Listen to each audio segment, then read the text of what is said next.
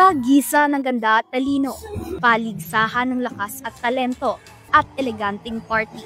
Ilan lamang ito sa mga kaganapan sa College of Arts and Sciences Week na may temang kasama sa tunay na pag-alpas, ibahagi ang pinagsama-samang lakas. Layo nitong patatagin ang pagsasamahan ng buong CAS community. Nagkaroon muna ng sportswear parade ang mga contestants ng Ginoo at Binibining CAS 2024 sa unang araw ng selebrasyon. Sunod naman ito ang talent portion. May mga kumanta, sumayaw, kumala, at may nagdrama pa. Matapos nito, game na game ring nakiindak ang mga estudyante, faculty member, at di ng CAS ay sinagawang Zumba event. Mahalaga yung mga pag-celebrate ng mga college week na to dahil dito pinapakita na ang mga estudyante ng City of Malabon University ay nagkakaroon ng mga mabuting samahan at pagkakaisa. Hindi lamang sa pagpapakita nila ng kagalingan sa akademiko at ganoon din ang pagpapakita nila sa kanilang mga kanya-kanyang mga talento. Makapigil hininga ang naging eksena sa tagisan ng lakas at galing sa volleyball at basketball. Sa huli, wagi ang mga estudyanteng nagpatunay na estudyante ng CAS ay tunay na malalakas. Itinanghal na champion sa basketball ang Political Science at Public Administration, habang first place naman ang Journalism at Social Work. Itinanghal bilang most valuable player si Christian Roque na nagbigay ng 25 points sa kanyang kupunan. Sa volleyball naman, Public Administration ang nag-champion laban sa Journalism na pumuntong sa first place. Nakamit naman ang Political Science ang second place at third place ang Social Work. Itinanghal na most valuable player si JB Daligdig sa laro. Kanya-kanya tayong strategy kung paano natin ipapanalo. Siyempre, sa amin, kami as a team, nagkunda kami ng training. Tapos, kinakailangan kasi as a team na bubuo yung chemistry natin sa may loob. Kasi mahirap tayong maglaro sa loob ng court kung hindi buo yung samahan na nasa loob. Highlight din ng event ang CAS Got Talent, kung saan nagpakita ng iba't ibang talentong mga estudyante. Naiuwi ni Robert Roque mula sa social work ang unang pwesto. Pangalawa naman sina Princess Sonorio at John Michael Hermida na parehong mula sa Public Administration Program. Habang nasa ikatlong pwesto si Sandara Venezuela mula sa Journalism. Actually, overwhelming kasi sobrang gagaling ng lahat ng candidates. Unexpected, tapos parang sabi ko nga, basta ma-perform ko lang, makapagpasaya lang ng tao yun. Luckily, regalo siguro ipapagad na kakalin na pangalan.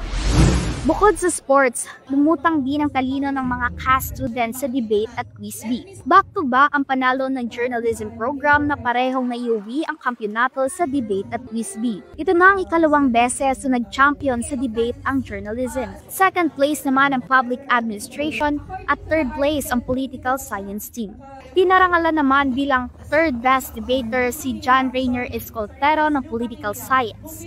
Second best debater si John Michael Hermida ng Public Administration. Habang first and second best debater naman sina Cristal Comida at Carlo Luis Candelaria ng Journalism. Dahil minsan nagkakaroon tayo ng iba't ibang mga weather disturbances.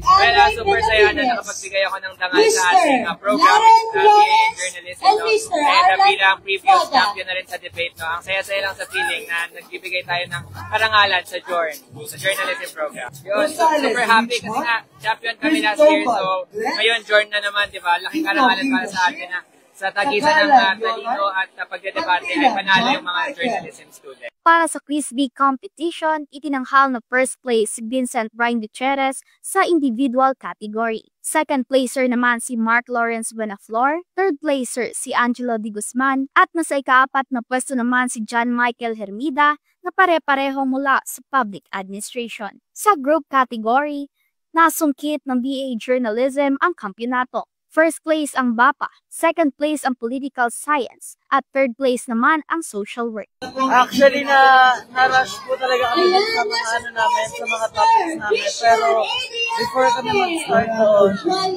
nag-aral muna kami yung night before yung sa namin. And naging successful naman kasi nagtulong-tulong kami as a team.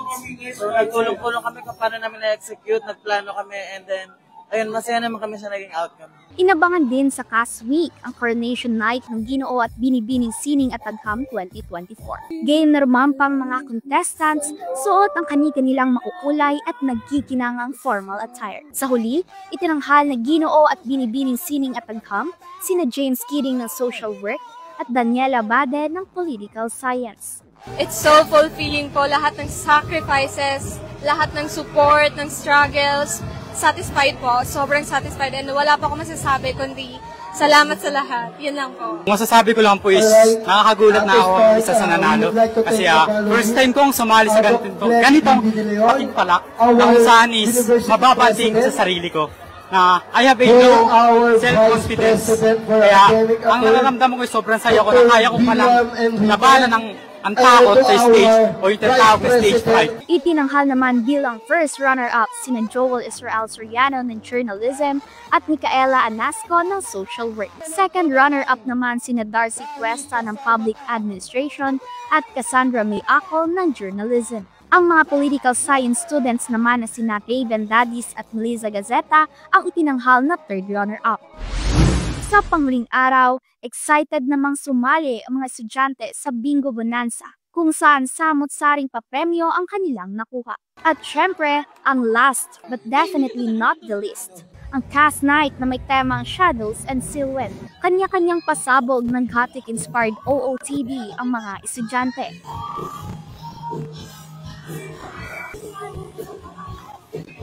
Grabe, mahal po yun.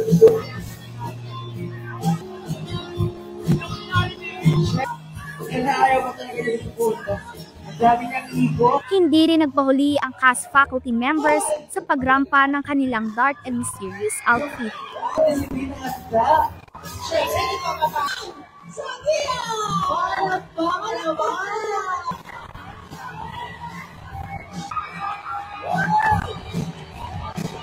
Ang pinakamaingay na bahaging event, ang jamming at party kung saan masayang sumabay sa kantahan at sayawan ang mga CAS student. Tunay niyang sa pinagsama-samang lakas, lulutang ang talino at abilidad ng buong departamento ng CAS. Para sa CMUI Connect, ako si Hazel Yuson, konektado para sa Kabataang Malabueño.